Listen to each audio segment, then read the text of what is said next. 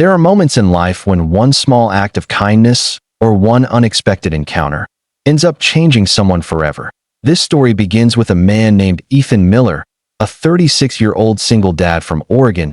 He wasn't perfect, but he was trying to be a father, a provider, and a man who didn't break under pressure. After losing his wife to cancer 3 years earlier, Ethan's entire world had shrunk down to just one thing: his 8-year-old daughter, Lila. She was his sunshine, the reason he woke up each morning, and the reason he kept going when grief felt like drowning.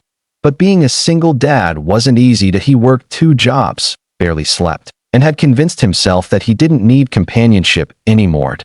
He didn't have time for love, and he didn't trust the idea of dating again.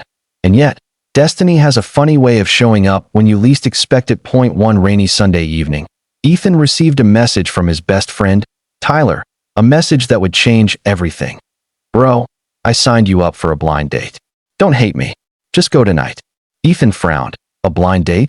With who? Tyler didn't answer. Frustrated but exhausted, Ethan finally agreed. He thought maybe it couldn't hurt to try. He had no idea he was walking into the most unexpected meeting of his life.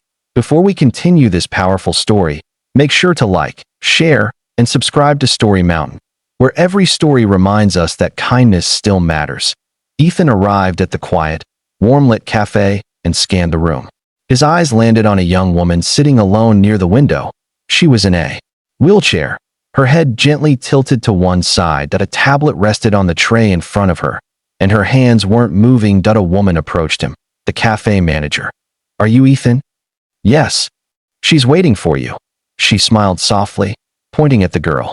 "Her name is Aria. She can't speak or hear, and she has limited movement, but she communicates through her tablet." Ethan froze. Tyler had tricked him. He felt embarrassed, confused, unprepared. How was he supposed to communicate? Was this some kind of joke? But then, Aria lifted her eyes toward him, and in that single glance, he felt something he hadn't felt in a long, long time. Gentleness, courage, life. Her eyes sparkled with a warmth that reached straight into the wounds he thought he had buried. Ethan sat down awkwardly. Aria tapped her tablet slowly. A robotic voice spoke. "Hi, Ethan. Thank you for coming. I know this is surprising." Ethan's shoulders softened. I didn't know," he said quietly on the tablet. She typed again. "It's okay. Most people don't stay. I'm used to it." Those words hit him harder than he expected. He looked at her. Really looked. She wasn't sad. She wasn't bitter. She was brave. They talked for almost 2 hours. She told him how she lost her hearing at 12, then her ability to walk at 17 due to a rare genetic condition. She joked about her love for chocolate milk and her obsession with sunsets. And Ethan, for the first time in years, laughed. Not the polite kind, but the genuine kind that starts deep in the heart. He forgot it was a date.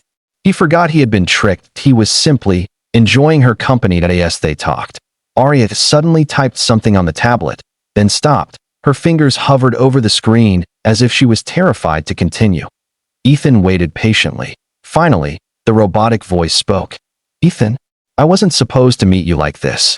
He frowned. "What do you mean?" Her eyes glistened. Slowly, she typed again. "Your daughter, Lila, comes to the community center every Wednesday. I tutor her in drawing." Ethan felt his heart skip. "She talks about you all the time." Aria continued. "She said, 'My daddy is lonely. I wish he had a friend.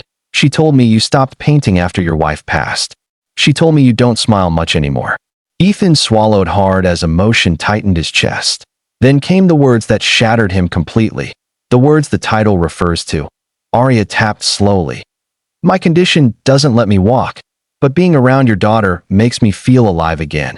And meeting you tonight is the first time in years I didn't feel broken." Ethan's eyes filled instantly. She wasn't looking for pity. She wasn't asking for anything. She was just telling him the truth, and the truth was beautiful. Ethan leaned forward, resting his hand gently on hers. "You're not broken," he whispered. "You're the strongest person I've ever met."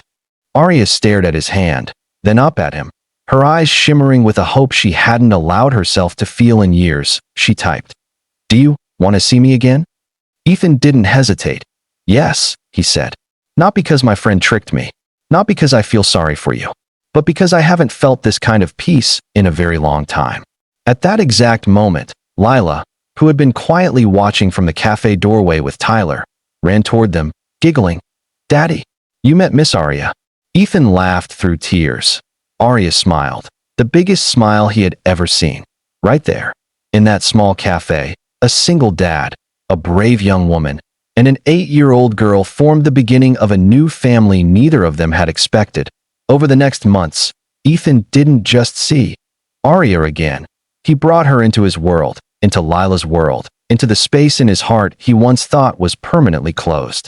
She couldn't hear his voice, she couldn't hold his hand the way others could, but she made him feel understood, seen, and whole again.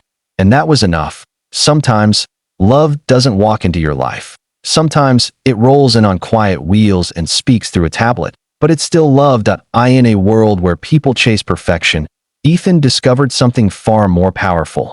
Kindness heals, compassion transforms, and real love sees the soul, not the limitations. Because sometimes, the person you never expected becomes the person you can't live without.